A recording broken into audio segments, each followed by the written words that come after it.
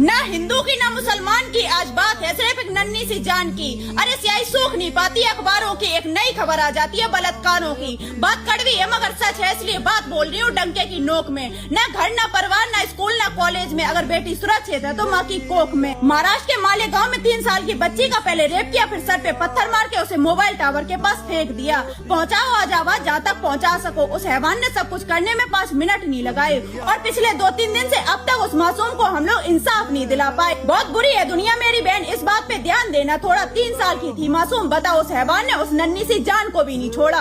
2 minute के लिए आंखें बंद करके उसे अपनी बहन या बेटी मानना। अगर नहीं मान सकते तो फिर क्या फर्क रह जाएगा तुम में और गैरों में। और बेटियां कहीं भी सुरक्षित नहीं है, ना गाँव ना शहरों में। अगर मेरे भाई तुम मर्द हो ना, अगर तुम्हें उसे देखकर थोड़ी सी भी दया न आई हो तो फिर पायल पहन लेना पैरों में।